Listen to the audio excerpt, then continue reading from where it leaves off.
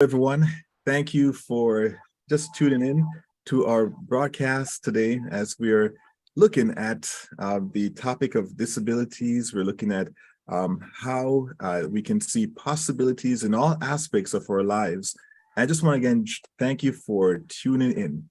It's always a pleasure taking the opportunity to spotlight individuals. And today we have a special guest presenter who will come on in just a few, but also want to just share the stage with Louise. Louise is she's an author, she's a speaker, she's a writer, she's an advocate for Disabilities Ministries. And I asked her recently to kind of help in this ministry, and she has so graciously said yes, and she wants to be a part. And so I just want to welcome you, Louise. How are you doing today? Yes, thank you. Thank you for that kind introduction. Yes, I'm doing well. I'm doing well. Um, and I have been advocating for a number of years, and it's a pleasure to be here. And I am looking forward to this interview. Excited to hear more about our guest. This is my first time, you know, being able to be in a setting like this. So this is really exciting for me. And so we started doing this type of interview a few weeks back. You were one of those who were interviewed as well.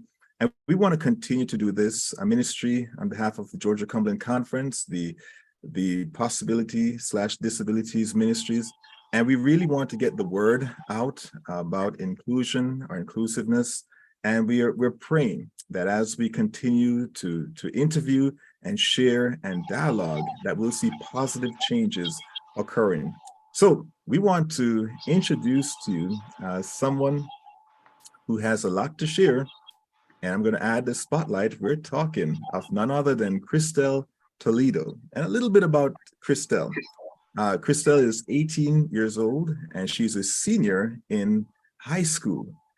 She is a member of the Calhoun Seventh-day Adventist Church. She lives in Georgia.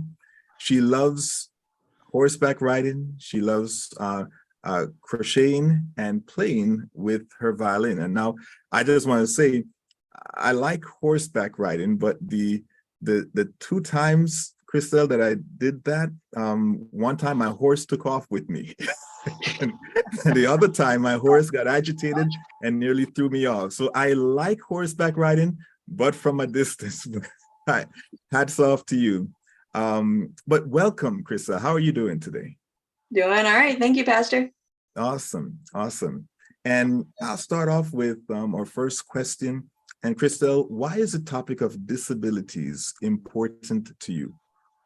So I have two genetic disabilities. One of them is EDS, or Ehlers-Danlos syndrome. In layman's terms, my joints have a very hard time staying together, and they tend to move too much, and they can completely dislocate, which can cause a lot of pain. It gives me a lot of trouble walking. POTS is postural orthostatic tachycardia syndrome. It's pretty much where my heart is not strong enough to get blood to my brain fast enough when I stand up. So when I stand up sometimes and I'm not on my medications, I can faint, which can cause injuries and a host of other problems. Wow. And I was only really truly affected by these when I turned about 15, 16 years old. And that was when I needed a wheelchair to get around. And I had this moment where all of a sudden I saw all the places where there was no ramp to get up to the curb. There was disabled parking was far away. Certain churches didn't necessarily have accessible stalls. The stalls just weren't big enough. Other things like that. And I also realized how uneducated people are about disabilities and the wide range of disabilities, it's a spectrum, and how most people might learn about it in elementary school and then never hear it again unless they have a disabled partner, a friend, or they may become disabled themselves at some point.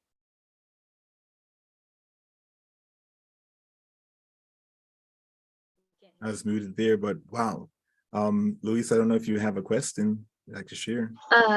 Yes. So when were you diagnosed with this condition? in terms of officially, and where you started to use medication for it? Officially, I was diagnosed with Ehlers-Danlos syndrome coming on 2 years, and I was diagnosed officially with POTS late last year. Okay. It takes a long time to diagnose these and actually start treating them. And what is it like living with what is termed as an invisible disability? You know, the ones that you can't, since you can't see it. Well, the biggest thing I've noticed is that people are shocked when they learn I'm not completely paralyzed, because they'll see me in my wheelchair. And I get very varying and quite interesting reactions, because I'll be in my chair and something is uncomfortable. I'll cross my legs, or I'll uncross them, or I'll move my feet or my legs. And people get very confused because I'm not using my hands to help my legs. They're moving on their own. And people tend to assume that either I don't need my wheelchair and I'm faking. Sometimes they're just confused. It's interesting.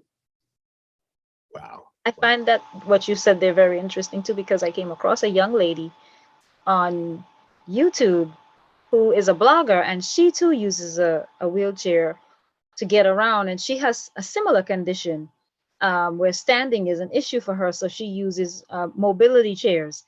And she talked about a trip she took to Barcelona, and they had accessible beach equipment and facilities for her. And she said it was the first time in 10 years that she had been able to go to the beach on any trip.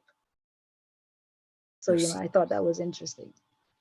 And I'm glad that you're willing to share and be open, because this is probably something that many will experience. And so I wanted to find out, what are some misconceptions that individuals have when approaching someone with a disability? So most of the time, in most of the interactions I have had, and people love coming up to a person in a wheelchair, it's a great conversation starter and all that, but people tend to come up and they will immediately ask me, the first thing out of their mouth, "What's wrong with you?" Or "What's wrong with your legs?" And as a disabled person, we have a phrase called talking to the chair, in which a disabled person may feel like somebody who comes up to them is talking to their medical device versus talking to them and seeing them as a person.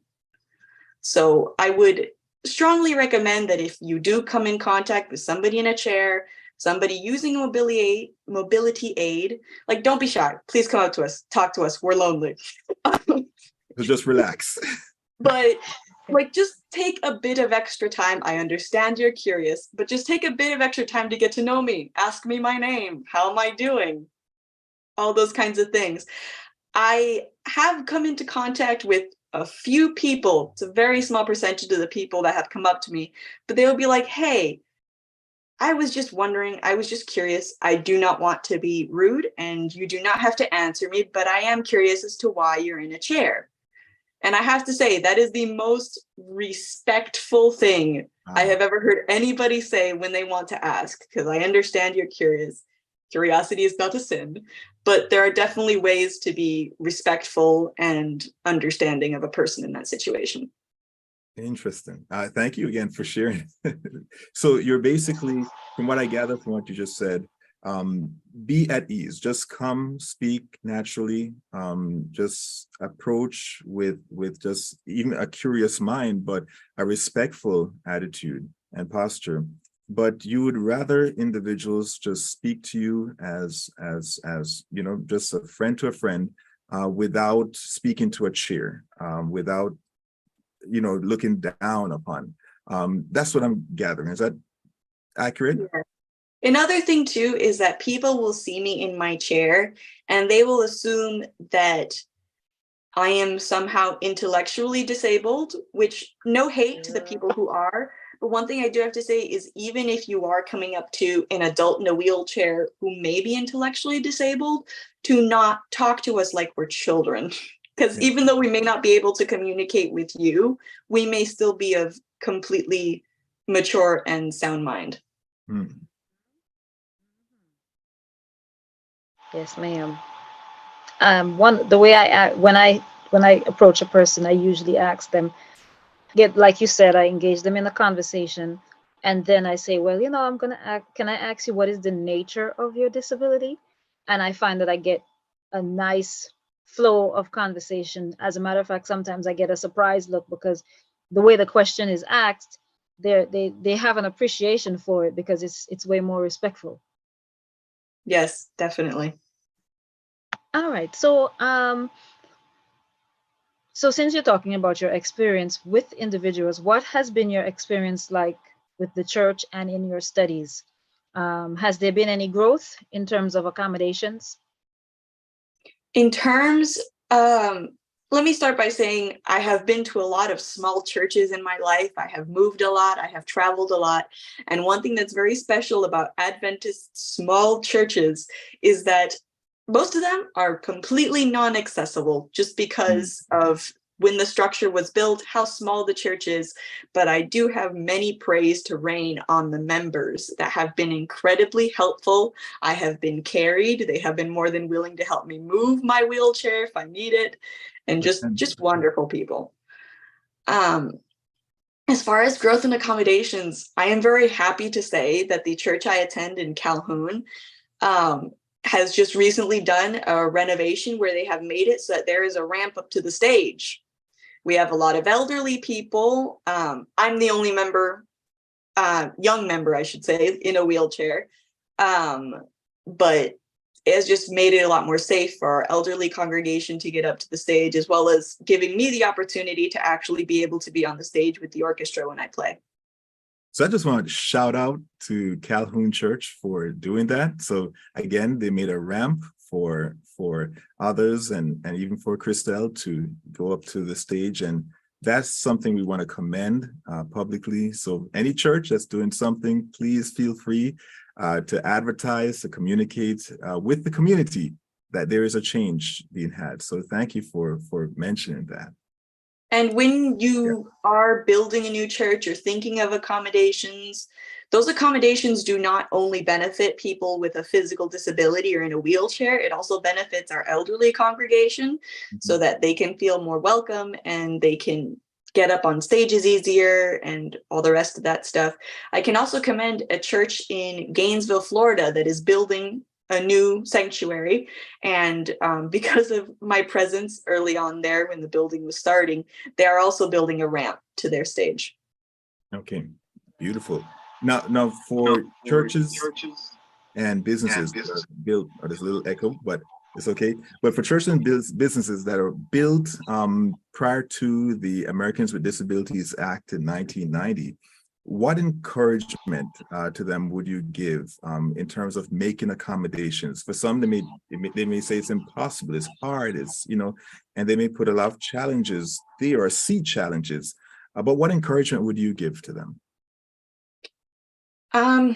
One thing I would say is I found that with older buildings, with older churches, smaller churches, a lot of the members are elderly. And I will say that any accommodations that they do make would benefit their congregation. As far as anything specific, even small churches that I've been to tend to have ramps to the front door and to get into the sanctuary. One issue that I have repeatedly run into, unfortunately, is that in the women's bathroom, they tend to want to put in as many stalls as possible for obvious reasons. And in doing so, they may sacrifice having an accessible stall, or the accessible stall may just not be big enough. So I would definitely say that that might be an easy remodel, just having to maybe take down some of the stalls. But yeah. Merci. Okay, thanks for that. All right. And our next question would be, how has your faith in God encouraged you through the years? My faith has helped me in a lot of ways. I believe any Christian that has gone through experiencing having been quote unquote normal before and then developing a disability, you tend to ask God why and all of those other questions. But one thing specific, and this may sound silly, but I have a phobia of needles. And with somebody who spends a lot of time in doctor's offices and in medical procedures, that is something I had to get over. I had to be able to sit still. And the most recent development is I have been doing IV therapy to help my heart and my energy levels. With that comes having an intravenous catheter placed once a week. And I've been doing that for about 4 months now. And my veins have gotten harder and weaker, and they're harder to find. So an ordeal that would take a normal person maybe 2 or 3 minutes at most can take for me up to 5 or 10 minutes. And it's very painful if somebody's sitting there with a needle playing poke the balloon, trying to find the balloon under your skin. And prayer has helped me a lot through that, just to be able to calm down, not pass out, because that has happened before. And the process has gotten to be a lot easier with the help of that. So you say that faith is integral in your walk and in your journey at this point in time. Yep. Now, just want to say thank you. You also want to share a PowerPoint presentation, which I'll put on the screen at this point in time, and you can feel free to go ahead and go through the presentation. Yeah, so I have what I would consider an invisible disability, where I do require a wheelchair for long distances, going to church, going to school, but I will walk around my own home with very little issue. And I have found that people don't tend to be very educated about these specific kinds of disabilities, even though they may see them all the time and just don't know it. So that's what I'm going to talk about today. So there are 4 big invisible disability, I'd say, categories. The first one, mental health conditions. You're probably well aware that a lot of people suffer from depression, social anxiety, PTSD, and this may or may not disable them, in the sense that somebody with minor social anxiety may just feel nervous in crowds, whereas somebody with a severe form of it may not be able to accomplish just everyday chore kind of tasks, like going to the supermarket. The second is autoimmune diseases. You might have heard of Lyme's disease or lupus as scoliosis. Most likely you've probably heard of diabetes, where these diseases can and cannot disable somebody depending on their severity. Chronic pain and fatigue disorders. I actually have the first 2 that are put there, which again, I met a girl in summer camp with Ehlers-Danlos syndrome, and she plays baseball, and you would never know that she has any pain or any issues just by looking at her. Chronic fatigue disorder is also something you wouldn't necessarily see. It's a disorder where you don't fully fall asleep when you go to bed. You may close your eyes, you may dream, but you will still be tired every morning when you wake up, and it can be a real issue for some people. Fibromyalgia, or some people just call it fibro, is a disease in which there is just unexplainable pain that a person may feel. It is theorized to have something to do with a malfunctioning nervous system. And again, it's something that most people don't see, just because it's not possible to see. It's something that a person experiences. Then you have neurological disorders, something that you're probably familiar with: autism, ADHD, dyslexia. Again, there are different ranges of people that can accomplish daily tasks while having these, and others that severely struggle with it.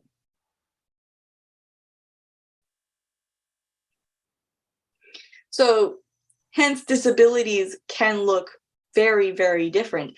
There are days where I am in a lot of pain. I may have slept wrong and dislocated my shoulder, and now I need to sit down. I can't move. Same thing with my legs. So like I said, there are days where I will need my chair, and there are days where I won't. And that all really depends on me. And a lot of people live that way too. Inclusivity for invisible disabilities. So I had a really cool experience last week when I got to go to Colonial Williamsburg. And they gave us a form, which I put 2 clips there of what that form looks like. And if you look on the bottom left is the form that we're given for physical disabilities. So as you can see, it has rows on it, and on the right there are rows that will tell you how many steps it takes to get into that building. So me as a person who doesn't necessarily have to use my wheelchair, if I can see that there are only 2 steps, I'd be like, okay, I can leave my wheelchair outside with one of my relatives, and I can go inside with the help of somebody else and still enjoy building. You can see the symbols for the wheelchairs there. That tells me that there's either a ramp or a lift to get into my building. So it makes it very easy to plan my day. I don't have to do any guesswork, which is wonderful. On the top there, you can see that they have done a form that I would imagine would be for somebody with autism, or I know some people who have very sensitive hearing, that they can't be in loud places, that it can trigger migraines and other issues. So you can see there that it tells you, light and sound, and it tells you the levels in those areas, gives a very good general view of maybe what you would like to do that day and maybe what you would prefer not to do. On the bottom right, you can see something pretty cool. Another invisible disability could be hearing loss. You look at somebody walking and you might not think that they have hearing loss unless you maybe interact with them. Some people are really good at reading lips and you can never tell. And going to the movie theaters, they have these things where they project the subtitles on the back wall, and it's a mirror and you can see them, and I think that's really cool. I have some hearing problems, so when I go to the movie theater with my family, I like to be able to have the subtitles, and it just makes life a lot easier. Now, something very interesting that I have found in our world is that for the amount of people that are actually disabled in our world, it is a shocking amount to see the issues with accessibility in our world. As you can see on the chart on the top right, I can't really read the numbers, 30.6 million people have difficulty walking, and you can read the rest on your own. But if you look at those statistics, it's kind of crazy. You can actually see the scale of the amount of people that may be suffering or disabled because of their environment. And something very interesting about invisible disabilities is also that 93% of people with disabilities don't actually use wheelchairs. So the assumption that somebody is disabled and must need a wheelchair is definitely not true. Another thing that I found interesting is if you look at the middle bottom text box, you can see that 1 in 4 of today's 20-year-olds can expect to be out of work for at least a year because of a debilitating condition before they reach the normal retirement age. So you may wonder how this affects you.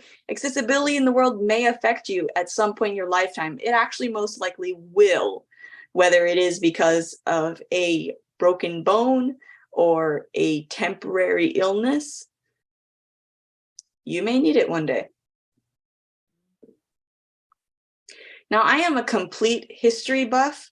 So in my talk, I, of course, had to add something about history. If you could go to the next slide, Pastor Brooks.